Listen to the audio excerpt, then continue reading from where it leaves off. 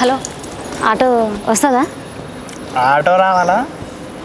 Auto రావాలి, నువ్వు రావాలి. ఆటోనే కదా? ఓకే వస్తా. చెప్పండి. ఎడికి చార్మినార్ పోదాం, వస్తావా? ఎడికి? చార్మినార్. చార్మినారా?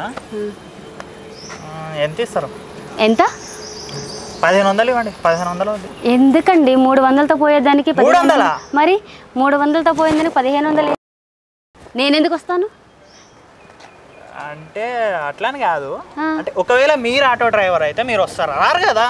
మరి నువ్వు అలా ఆటో కోసం మాట్లాడు, నా కోసం ఎందుకు మాట్లాడుతున్నావు? అంటే మరి నేను మాట్లాడినా, ఇప్పుడు నువ్వు ఆటో డ్రైవరు, నేను నువ్వు అనుకో, నువ్వు వస్తావా? రావు కదా. అరే నువ్వు కూడా అట్లనే.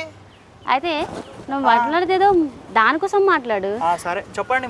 మరి వస్తానంటే 1500 మేడం. ఎందుకంటే ఆడ గుంతలు గింతలు ఉంటాయి. మరి నన్ను చూసి సీటు చూస్తే ఇది మీ సీటు చూస్తే మరి నా సీట్ అంటున్నావు ఏంటి? ఇప్పుడు జాగ్రత్తగా తీసుకోవాలంటే అమౌంట్ ఎక్కువ అవుద్ది. అవునా కదా? చెప్పండి మీరే. అరే నా సీటు అది ఇది అంటున్నావు, మళ్ళీ డబ్బులు ఎందుకు అడుగుతున్నావు? మీ సీటు అంటే మరి ఫ్రీగా తీసుకెళ్ళచ్చు. సీటు అంటే ఏంటంటే నా సీటు మీద మీ సీటు కూర్చోబెట్టుకొని తీసుకెళ్లేటప్పుడు మీ సీటు కదలకుండా జాగ్రత్తగా ఆడికి తీసుకెళ్లాలంటే ఆ మాత్రం అవుద్ది కదా. మరి అందమైన అమ్మాయి ఎక్కాలంటే నీకు డబ్బులతో సంబంధం ఏముంది? ఫ్రీగానే తీసుకెళ్ళచ్చు. ఇప్పుడు యావరేజ్ అమ్మాయి ఎక్కింది అనుకో, పెద్ద పట్టించుకోము.